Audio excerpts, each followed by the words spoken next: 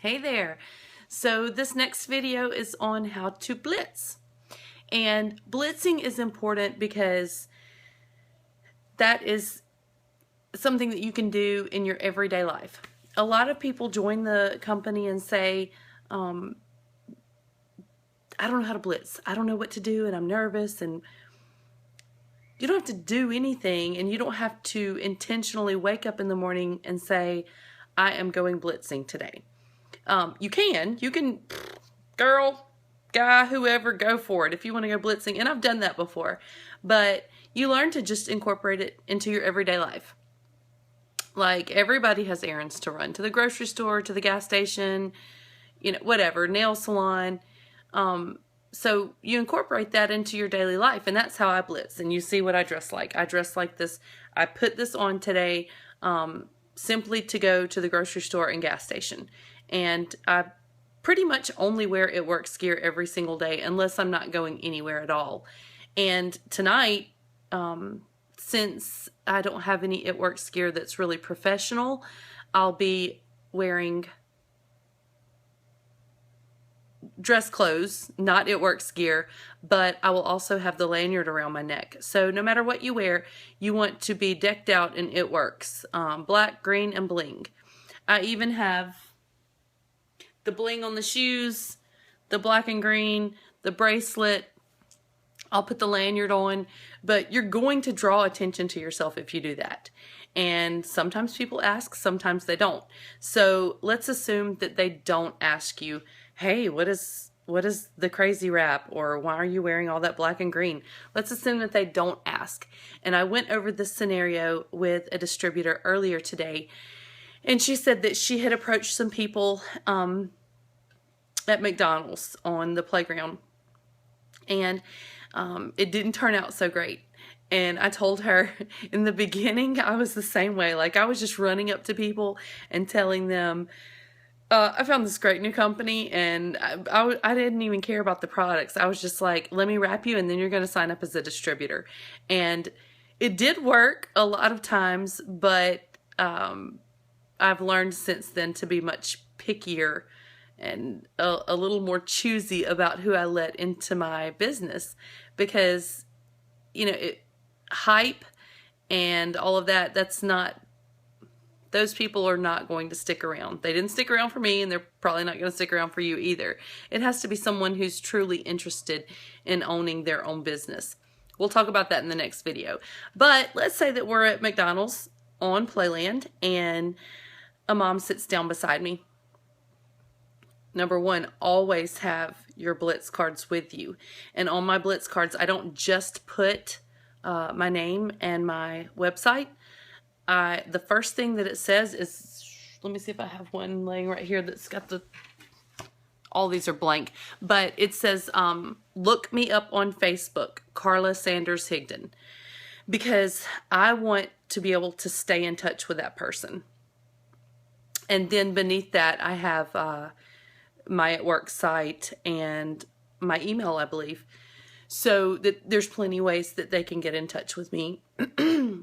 But so let's say that a mom sits down beside me. We're on Playland, so of course they probably have children playing.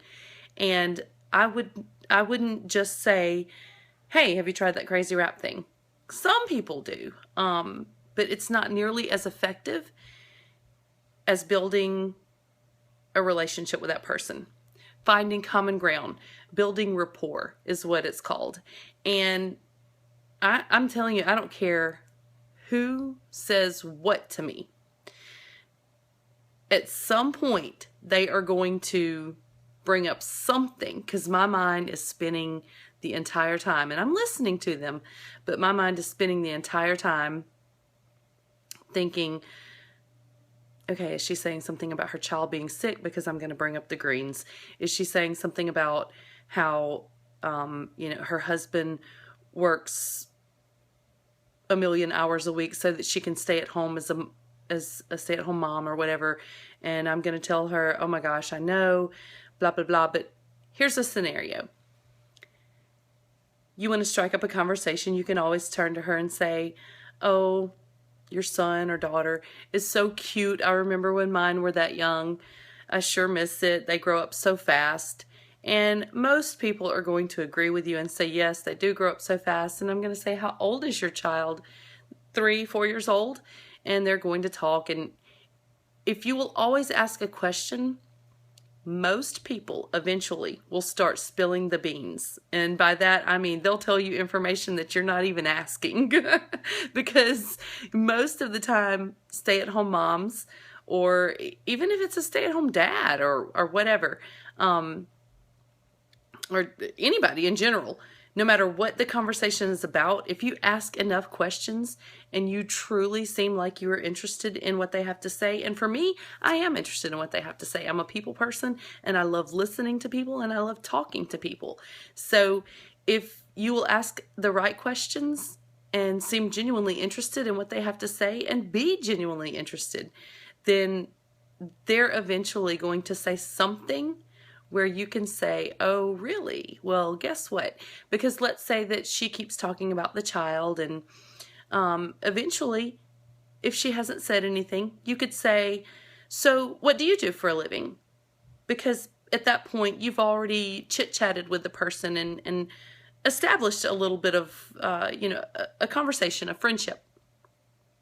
And what if that person says, well, I'm a stay-at-home mom?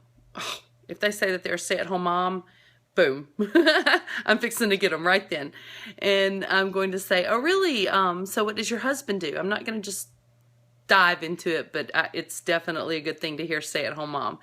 But I'll say, what does your husband do? My husband works offshore, and I have 3 children, and so I know what it's like to be a stay-at-home mom. It gets crazy. You have to get out and go to places like Playland sometimes. You just talk to them. And eventually, they're most likely, I have found that they're going to ask you the same question. Oh, you're a stay-at-home mom too? Or what does your husband do? And I'm going to say, well, yes, I am a stay-at-home mom, but I do have a job. It's just not the normal job like everybody, it's not a 9 to 5. They're going to want to know what it is. Let's say that person says, actually, yes, I do work. I just had to be off today because my child had to get shots or whatever. And say, oh, really? What do you do? Let's say that they're a nurse. Say, oh, really? Wow. I have quite a few nurses on my team. You don't have to say that those nurses are in your downline. They're not. They might be, but they are on your team. So you could say, I have quite a few nurses on my team. They do great. Have you ever thought about working from home or just adding extra income part-time? So no matter what that person's response is, in the end, I'm going to find a way to bring up the business opportunity or the products, because some people do not want to do this business. And if the conversation kind of takes a turn for